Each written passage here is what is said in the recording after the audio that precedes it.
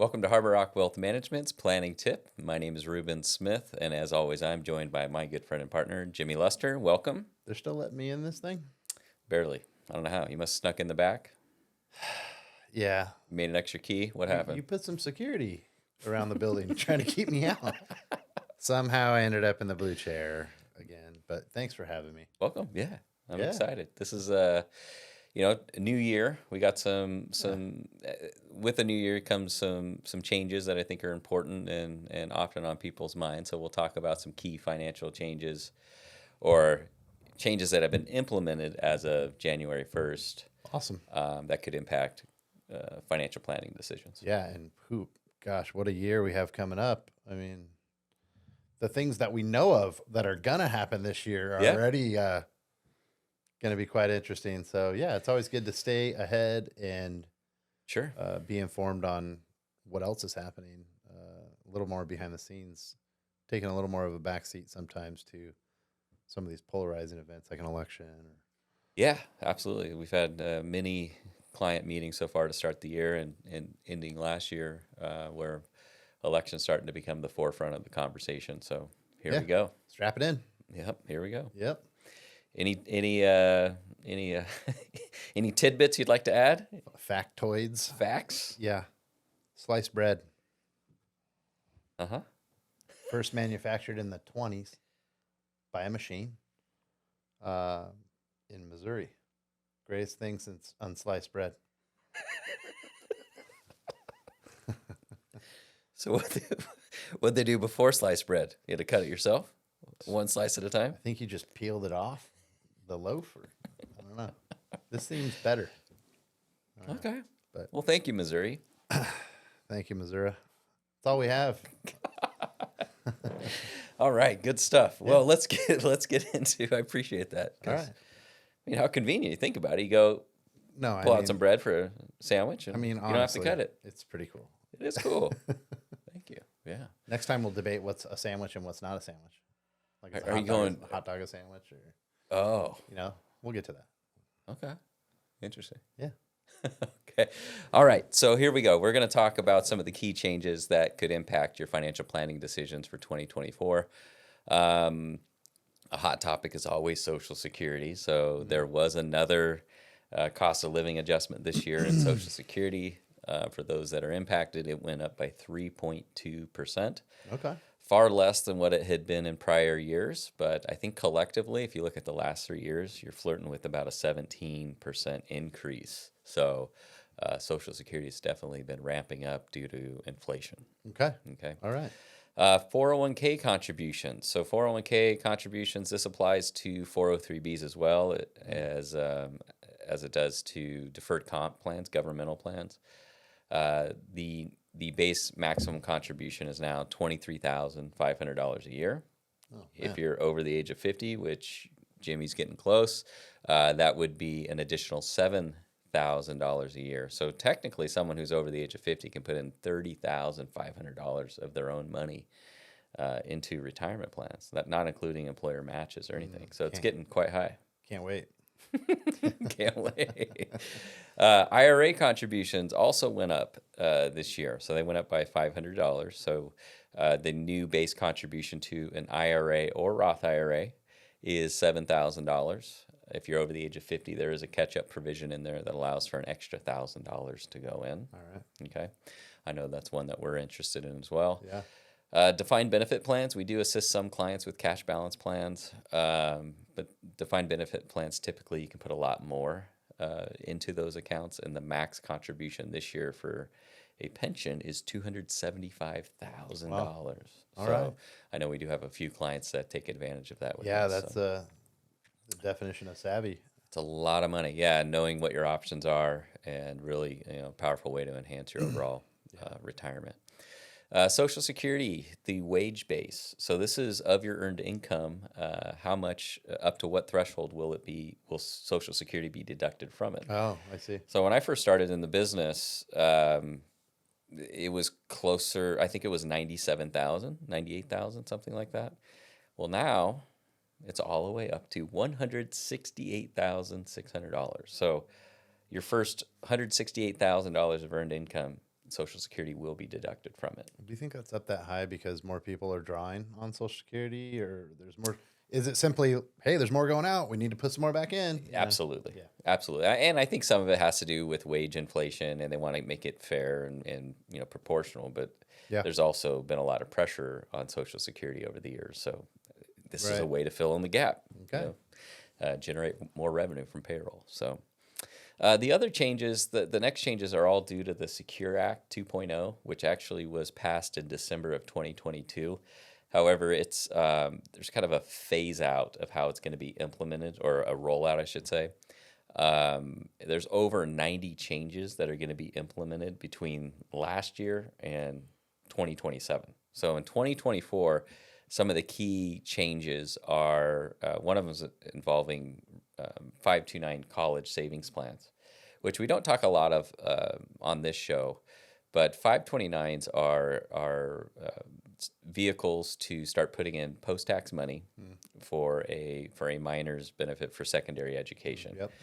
Now, the rules have changed on that. It is allowed for K through 12 private schools. They're a lot more liberal in how you can use those funds.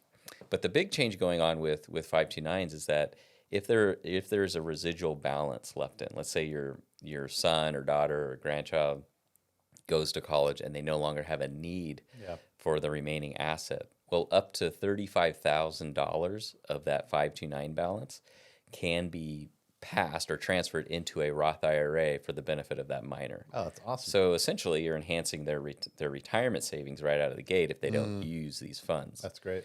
It used to be there was a 10% penalty on any of the gains, and then any of the gains were taxed as ordinary income. So there was a bit of a penalty to Trying to keep those 529s a little more relevant. Yeah, keep them funded because it's important. Absolutely. So there's a couple caveats there. It has to be for the benefit of the minor. Whoever opened, the owner of the 529 account, it cannot go back to them. Maximum that can be transferred in is the $35,000, like I said, and then the other one is the 529 account needs to be established for 15 years. So this can't be something that's a short term. Yeah. We're going to turn around and just convert it to a Roth IRA for the child's benefit. Okay. Another change in regards to Roth 401ks. So Roth 401ks came out a while ago, but one of the features was that the Roth 401k assets were subject to a required minimum distribution, whereas a Roth IRA is not. So the government would force people in a Roth 401k to start taking required distributions. Well, that has gone away. So if you made it this far and you still have Roth 401k assets, don't worry about it. You don't have to take required distributions. Good. All right. Moving on. Employers are now allowed to open student debt relief funds, if you will, or make student debt relief matching contributions, similar to what they do in a 401k. Okay. So if you have maybe as an added benefit to hiring someone out of college that has student debt, hey, here's the deal. I'm gonna, we want you on board. Part of our benefits package is also to we will match you based off of how much you're paying towards your student debt. We will also make a contribution towards that. Okay. Which I think is really cool. It's their student debt is when we talk to our clients that have kids that have just entered the workforce or are in college, it's a concern because that's a large. Oftentimes, it can be a 6-figure number that is looming over their head, and they wonder how their kid's ever gonna really make it. How long you're like perpetually in the hole, Right. Exactly. Yeah, that's crazy. So I think that's cool, and I think that's going to gain a lot of traction. And we're actually just having a conversation earlier today with the client about when they change jobs or switch companies. The benefits package should be, in my opinion, right up there with what are my duties? Like what kind of package? What kind of benefits do you offer? Yeah. No, that's awesome because they're powerful. Emergency savings accounts. So I like this one. So if you work for a company, they now have the employer has the ability to establish an emergency savings account for their employee. Okay.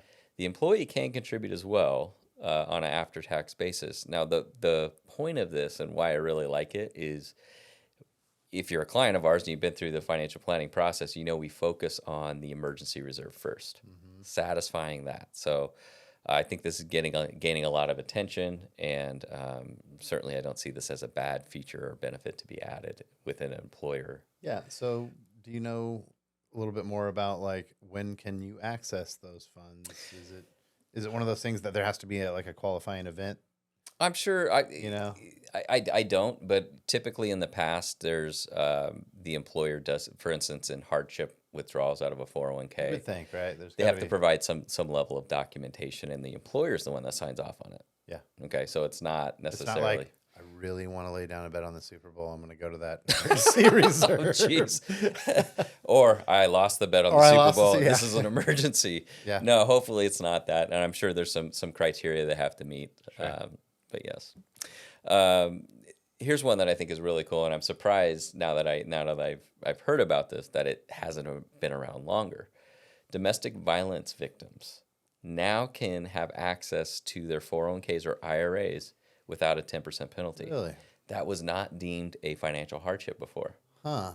Which to me is, how did we miss that? That is. Yeah, it's one of those things. Unfortunately, some things have had to have happened, for us to go, oh yeah, that's probably a good idea. Yeah, exactly. And even when you have a good idea, even when something seems glaringly obvious, it's not easy just to go check a box or push a button and make that happen. Right. These are complicated things sometimes. It's not that they're not working on them or aware, but that's a great one. It's a great one. Absolutely. And so the first 11 years of my career, I worked with a company where we managed 401ks, 403bs. We were very much the front person for employees at large hospitals if they had any questions regarding their retirement plan. So I would have days where I'd have 40 phone calls. Oh yeah. And I mean, it was nuts. But a lot of what we did was counsel their employees on how to access their account, whether it was a loan provision or a hardship. And there were plenty of times when, in my opinion, this person was having a financial hardship. Sure. However, their criteria didn't meet one, or their circumstance didn't meet one of the criteria. Wasn't one of those 7 items. Yeah. And so you had to say no. Yeah. And I mean, yeah. it was just a tough position. I don't know if I ever came across domestic violence, but clearly that should be one that they have access to it. Totally.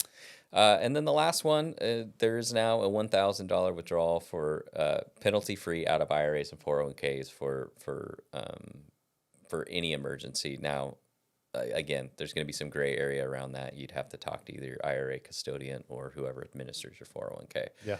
The bottom line is what I'm getting at is that and what I like to see is that there's more access to your funds, and employers, it looks like, are more engaged with keeping their employees financially sound.